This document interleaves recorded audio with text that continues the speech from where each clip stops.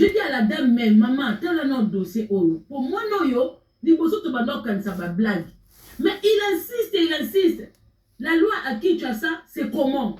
Je commençais d'abord, j'ai dit, moi, non, yo, il doit d'abord, il est perturbé. Il faut que les gens qui sont autour de lui, pour se renseigner par rapport à la loi, il a tel droit. Est-ce qu'il a le droit que la justice demande test de ADN à cette personne? Donc j'ai demandé à cette dame qui elle-même aussi était dans du domaine. La famille. Bon, moi, qui a détourné. Quand Enoch est retourné deuxième fois à Kin, j'ai envoyé quelqu'un contacter Enoch. J'ai dit à la dame, mais maman, t'as là notre dossier. Pour moi, non, yo, ça va blague. Mais il insiste et il insiste. La loi à Kinshasa, c'est comment? Je commençais d'abord, j'ai dit, moi, non, yo, il doit d'abord, il est perturbé. Il faut que les gens qui sont autour de lui, pour qu'il se renseigner par rapport à la loi, il a tel droit. Est-ce qu'il a le droit que la justice demande test de ADN à cette personne? Donc j'ai demandé à cette dame qui elle-même aussi était dans du domaine. Elle me dit oui, à Katangi Tangi Bablok on a bango. Elle me dit oui. Je dis c'est possible de contacter le petit là parce qu'il est là à Kin. Il donne aussi, il dit qu'il est à Bandal tout ça. Et la dame me répond que je ne suis plus mais si quand on a bandé comme ça la wana. Naza susupuna te. Ba changeanga isika. Mais je vais quand même envoyer Luka numéro. J'ai pris les numéros. Quand on a ça la live na wana. J'ai pris, j'ai donné. Ba tindi mutu a contacté. Mais je comprends. Pour ba mekake. Pour mekanan pour ba yokaye. C'est quoi le dossier? Qu'est-ce que lui veut? Qu'est-ce qu'il demande? Pour voir qu'est-ce que la justice pouvait faire. Il a eu peur. On a koyate. Alors vous pensez toujours qu'on n'a eu rien à faire? Est-ce qu'il faut qu'à toi qu'on soit dans la live? Lui-même il est là conscient. Il a été contacté, mais il a eu peur. Alors qu'à sa bateau va triquer partout. Après j'ai vu encore une dame monter dans son live. À propos, Zikou bidou bidou, gros bisous. On a vu encore une dame qui est montée dans son live pour lui dire viens dans mon bureau. Mais on comprend que qu'il n'ait confiance en personne. On comprend que Abanga. Mais on dit que il y a aussi la famille. Quand la dame est revenue vers moi, oh mais moi Nango Buena Buena dit ah mais il n'y a pas un responsable. On m'a demandé s'il n'y avait pas un responsable. Je vois que le papa il se manifeste pas. La famille du papa il se manifeste pas. Donc dans tous les côtés. J'ai même été contacté par la famille de Tola, de papa Tola, un membre de leur famille. Je jure devant Dieu. Parce que nous, on n'est pas des personnes malhonnêtes, malsaines, comme elle, qui enregistre les gens. La dame qui m'a appelée, ici en France, elle est de la famille. Elle dit que oui. Elle a commencé à relater l'histoire. Que Bazomon en a bango Enoch. Mais vu que Kindoki n'a comment cette personne est, Moutanko ta dossier wana, Azana été, mais Bazomon na ma camion surtout, Oezo Leka, Oezo Salam. Je dis, mais comment, même si elle, vous avez déjà eu à la rejeter elle, mais il n'y a pas de possibilité de prendre même le petit ou de donner même la possibilité à Petit wana, à Longwata Angola, il souffre aussi. La dame dit que la personne que nous, on a sur les réseaux sociaux, elle a fait des dégâts dans la famille. Des dégâts que nous ne pouvons pas imaginer. Balingi n'a même pas contact aussi avec Enoch. Donc, il y a beaucoup de blessures. Quand elle s'est fait passer pour une victime, que papa, j'ai été veillé à l'âge de 6 ans dans ta maison, cette dame a fait du sale. Vous pouvez comprendre qu'un père ne cherche même pas à avoir le petit-fils en question, fait en sorte de ne pas avoir de problèmes. Un père qui évite les problèmes avec sa propre fille. Alors qu'un père, c'est quelqu'un qui peut apprendre, prendre l'autorité, dire que non, pas ça. C'est-à-dire qu'il y a des graves problèmes déjà dans la famille Tola. Mutuna Mutu est dans son coin. Chacun est dans son coin. Bamsous baya poto, Bamsous ba décider bazonga na kin ba s'installer pour ba koka na bango potote parce que à la base le père avait envoyé tout le monde ici.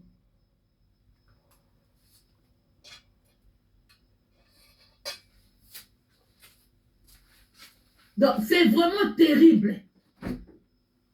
Et la dame et le monsieur dit pardon maman qu'on enregistré. Biso pe tozana kwa na biso ayaka poto awa tokutana na biso pe na yete bwe. La dernière fois qu'on est rentré en contact avec elle, c'est quand elle était en prison parce que elle quand tout va bien, elle vient pas à la famille, mais quand elle était en prison quand même, on allait déposer des choses et tout ça et tout, nanana. Après ça chacun dans son coin. Je dis mais ça c'est vous êtes drôle de famille. Donc vous voyez ces gamins là. Vous le connaissez au moins. Oui, on a entendu son existence, oui, machin, tout, mais chacun dans son coin. Donc, pour vous dire déjà que même dans les propres enfants du monsieur qui se nomme Tola, na banane surtout déjà, il y a un problème, il y a un souci, il n'y a pas d'amour, chacun dans son coin, machin, tout. C'est une famille bizarre.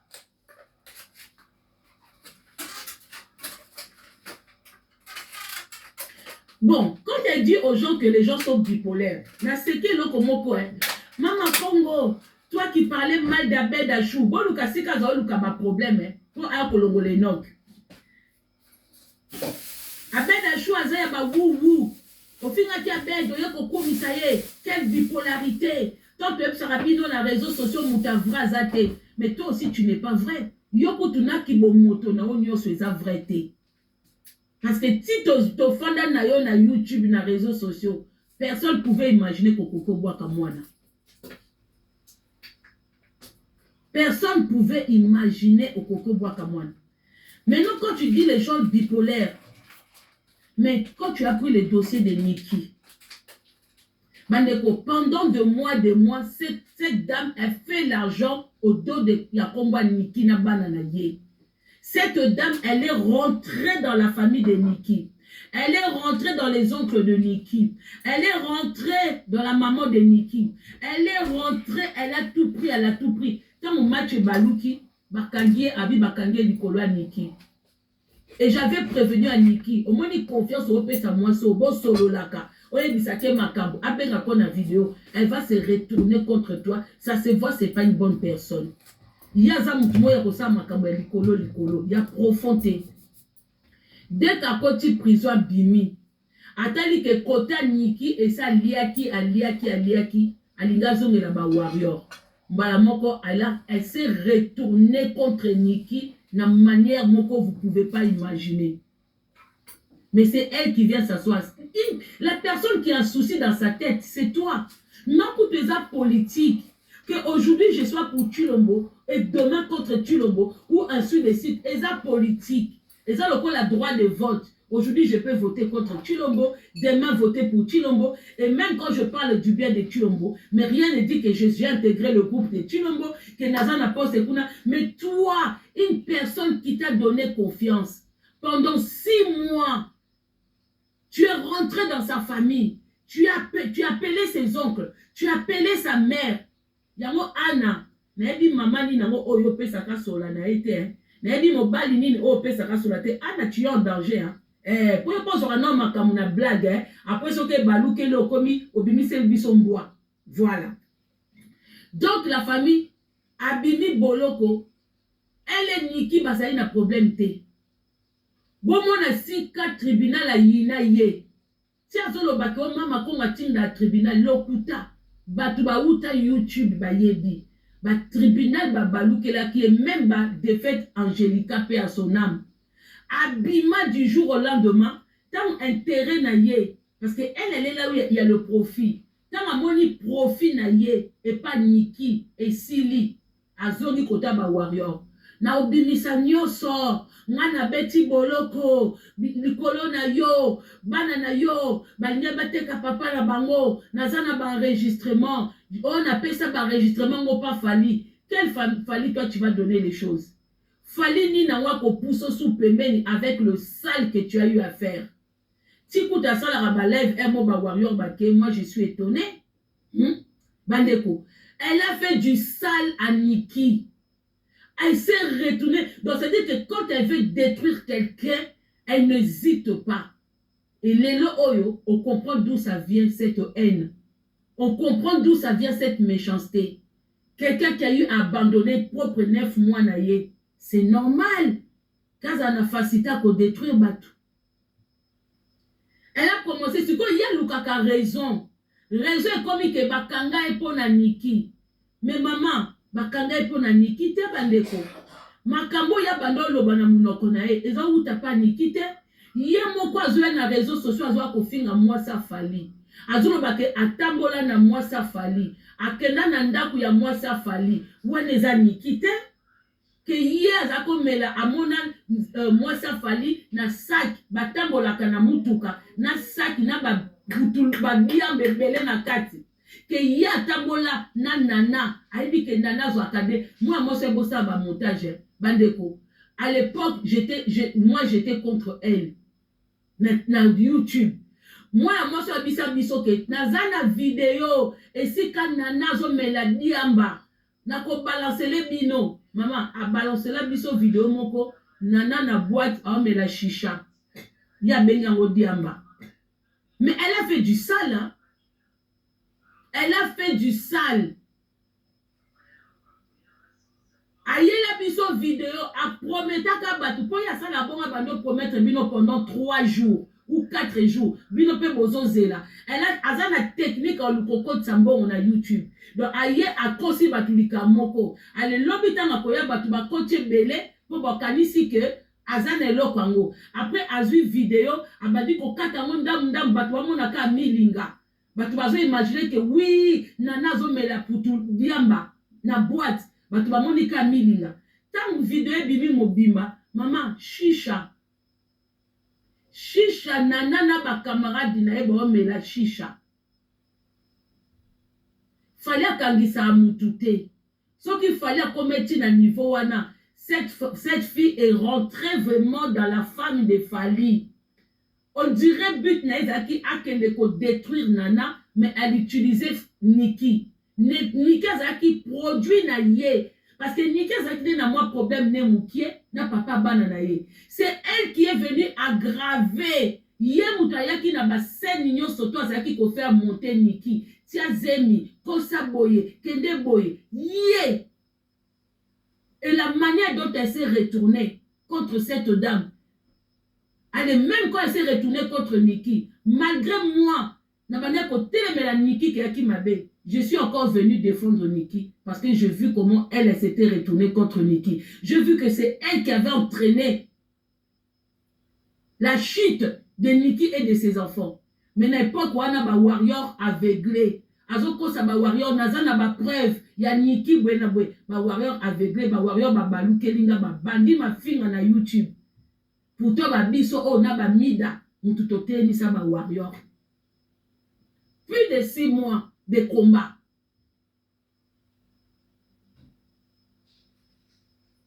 Wana batutu même na ba wu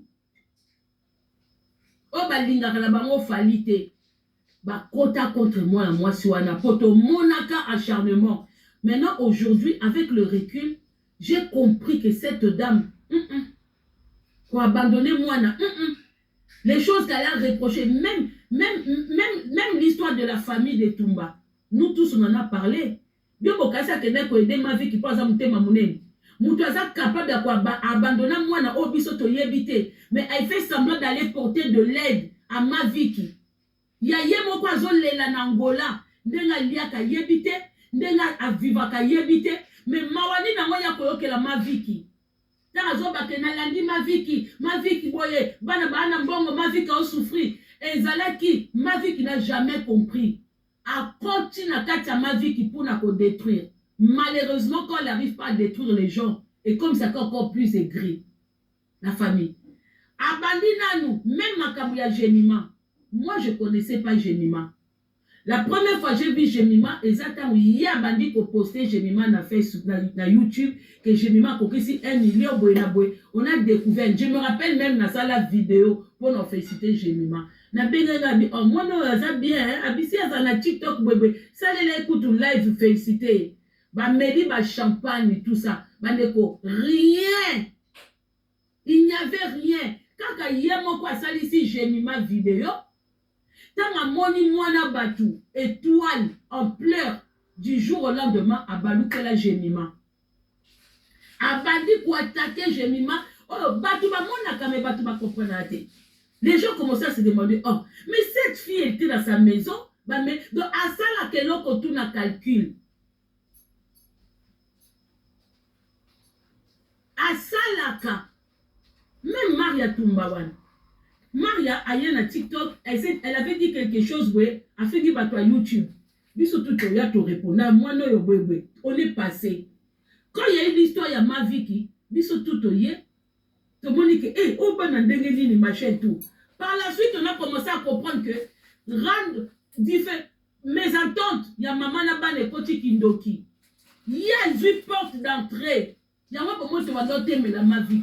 On l'a défendu au début parce que les bandits, tout le monde a image, il y a bana moko, ils ont manqué maman respect. Mais dès lors, elle est rentrée dedans. Et puis si en pleurs mon sous-sous. Tu m'as dit côté la tobi, maman osa mabe. Nesi ka bomoni ba maria bazui kimia pour batu ba comprendre que ata bana baza mabe, mais maman yazo ko empêcher batu. Oh olobi se no kakangeli okanda. Mais yo kenda bongo ta yo zana maviki. Na batu bazo landaye ba boaki si Enoch. Vous êtes des parents. Sous prétexte qu'il y a petit si bino Enoch. Bino boboaki Enoch. Mais il y a kendaka pa babinemi ya batu. Il y a jusqu'aujourd'hui, à celui ça ma vie, mais il n'y a pas dans ma vie qui va l'obanate. Donc il y a le droit de le faire, mais les gens n'ont pas le droit.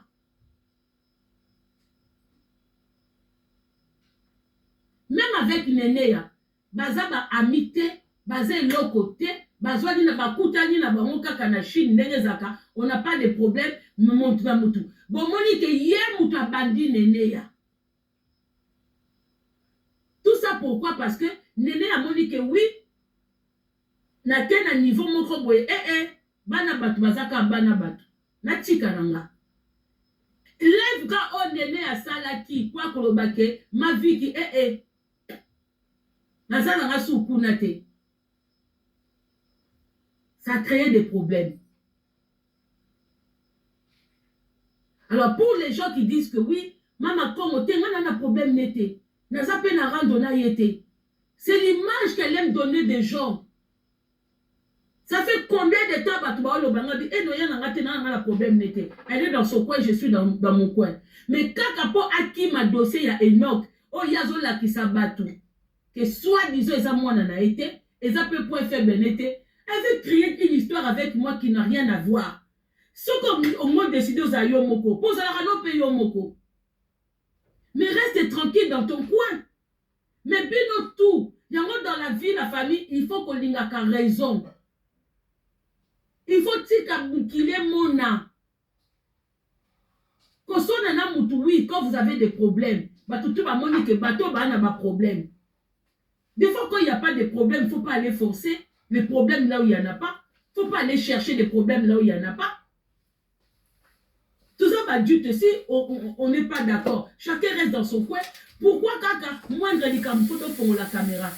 Toi Koloba. Pour gagner quoi? Nana privé to soignité, ma kambe non ki bomoni ndenge na yaki kolobela awa. Mais kako ba kote la ngate na ngaza mwana musana yo abandonné mwana. Si ceux qui apprennent à garder silence parce que j'avais compris que c'est ton fils. 2 voyages à Kinshasa, n'a pas ressemblance. Mais yo les gens ont reproché Enoch que Aza antichrist 2 fois 2.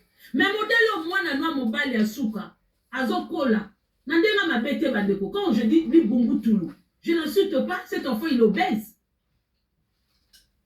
Modèle au moins na Azo kola. C'est que pipi na yezo kola malongate. Parce que mio se ke na njoto. Mais cet enfant aussi, un jour, il risque de mal tourner un jour aussi. Donc, on va nous pas bongo. Parce que oh yozani na maboko. Modèle azo kolela. On a complexe et l'autre c'est. Parce que nous c'est que na ba quiz, na libumu, na sima, na mutu. Quand tu vois déjà un enfant qui a du mal à marcher, bien moi botier ma vidéo wana. Bon moi na que ça ma koleza bien té. C'est-à-dire que moi na yo déjà na âge na ye, pipi na eza âge na ye eza kokota. Ndenge yo expliquer Maria. Ndenge ngape nazo expliquer moi na yo. Mwana na koki kokola pe na complexe moko et koki ko dérouter epé bilengi na ye oyebi yango te. Dieu est en train de te punir. Pour moi na pas okola na forme ya bana basi et koki pe ko désorienter ye okopote lisusu.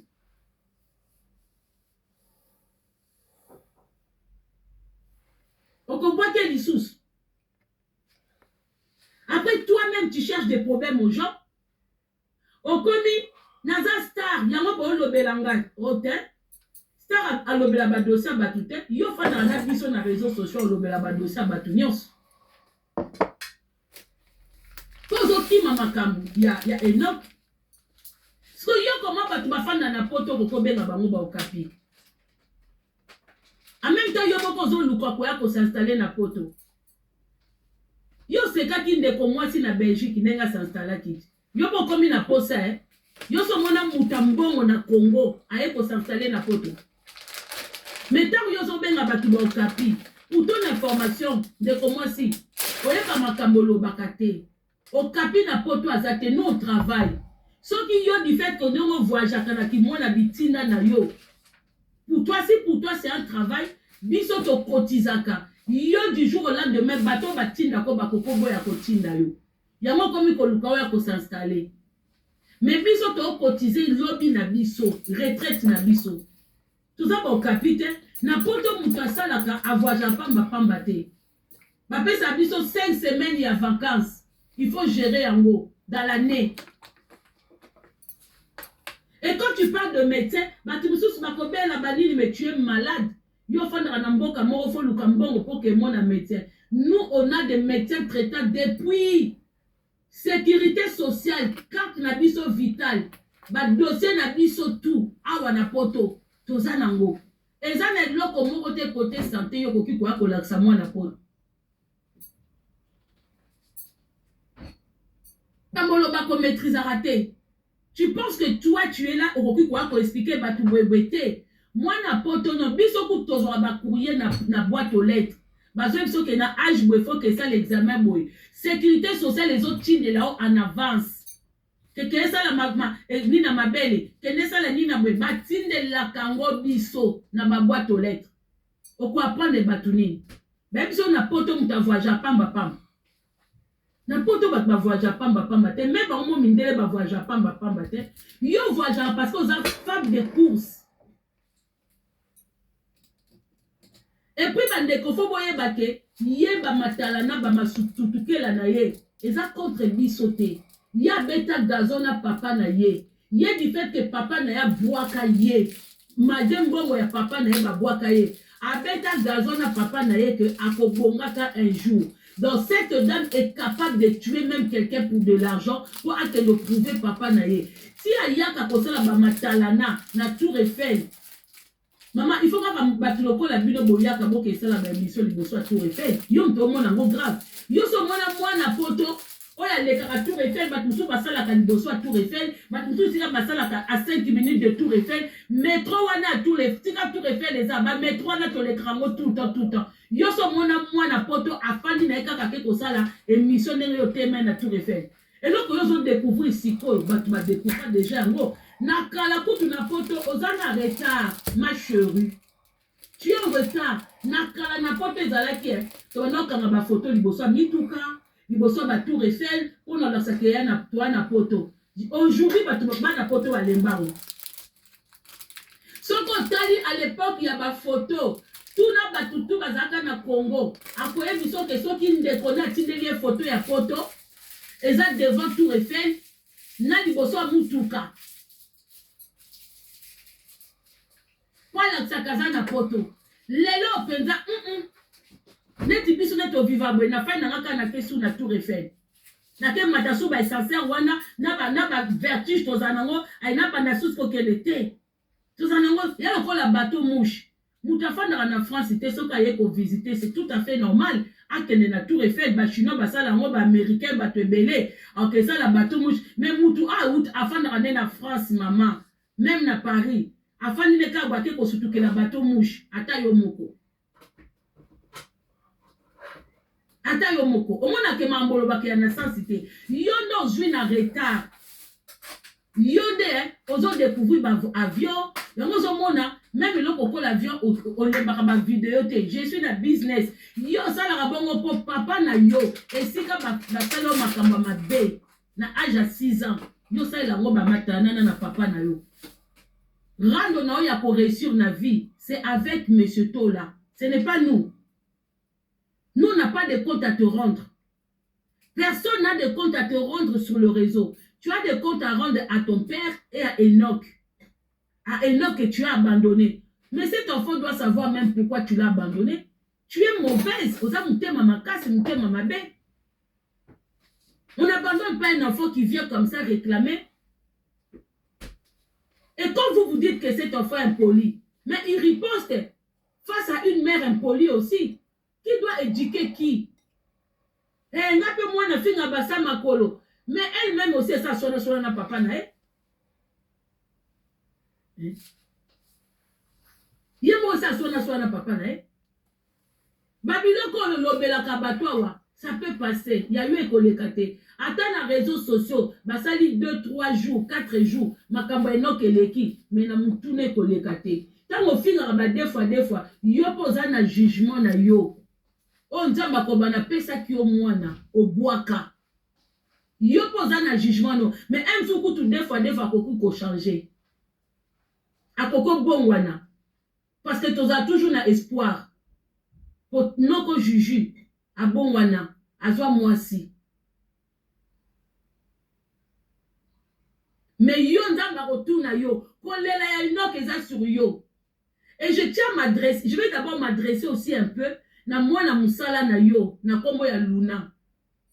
Luna na ebite, omoni eza na mwana batusu bazaba kizengi, na fingo kizengi te mais na omona niveau ya réflexion que tu as, c'est très bas. Je ne sais pas si tu es une femme mariée ou si tu as des enfants. Tu peux être moukala de quelqu'un, mais pas jusqu'à ce point. Vaut mieux des fois se taire que ouvrir sa bouche pour des conneries. Nous, au moins, à un moment, on s'est tué quand on a compris que c'était son enfant. Au fond de toi, si tu comprends que c'est son enfant, vaut mieux te taire que monter dans les lèvres pour dire que ADN ezate, boena boezate, tu manques d'arguments. Et ozo bimazoba. Soit disant moutapoto, ta ma fille batapoto, tu es dedans. Une femme normale peut réagir, peut se comporter netio. Donc au fond d'Aranayo, obimamou kala lève ya muninga mwasi. Quelqu'un qui prétend que tu es son ami, mais Luna kanga ba commentaire, Luna kiti sabat, Luna yaka YouTube, Luna bwebwe. En aucun moment on l'aksaka ki oza copine. Obimara penza ke oza mukala mwana bitinda.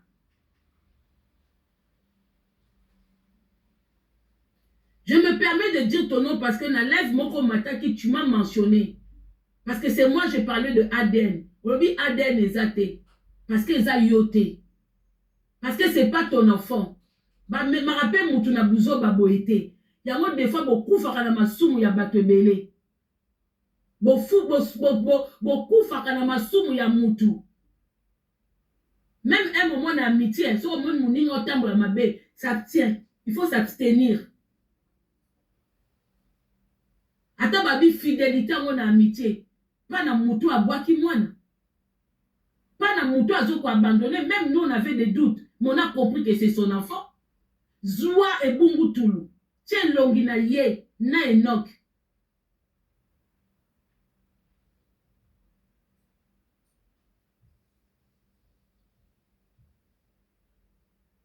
Il y a une vidéo là où elle parle des 3 enfants à l'époque. Elle cite un nom de Rebecca. La connaissance à Coco valoriser moi dans des côtés.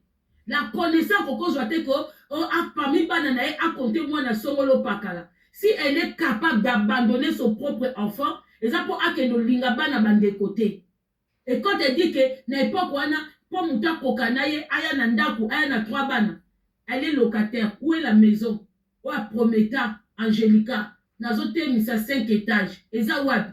Mutaza na 5 étages na Congo, azolinga kofanda na poto pour attiquer la mo banane. Ba locataire. Dans les 3 enfants qu'elle avait énumérés là, tout le monde a qu'à mis balai. Vous blaguez avec la vie d'un enfant, hein? Je suis retournée 3 fois au téléphone et pas naïe pour Enoch. Ce n'est pas de la blague. Au début, j'ai pris ça, je dis non, ils ont juste m'attaqué, ils ont juste. Mais tant ou non, quand ils ont TikTok, bah, kabwani na Enoch, pour la biso histoire, wane linga aussi là. Mais ton moyen Enoch, ils ont continué de dire, mais non, cet enfant insiste beaucoup. Et puis, il y a beaucoup de ressemblances, il y a beaucoup de lignes. Mais on s'est posé des questions. Moi, personnellement, cette personne-là, pour moi, n'existe plus. Je n'ai jamais côtoyé quelqu'un qui peut abandonner un enfant, surtout après le rejet qu'elle a eu. Et puis, rejet, wana, ça ne vient pas seulement de son père ou machin. Na comprendre que na famille, wana, même bon, papa, wana, est ici. Parce que tu ne peux pas avoir de l'argent. Et l'ibot a mobimé à la mabéboye. Même hier, par exemple, ici, comme papa n'a pas sacrifié hier, il n'est pas sacrifié Enoch, donc bazar la famille a un sacrifice.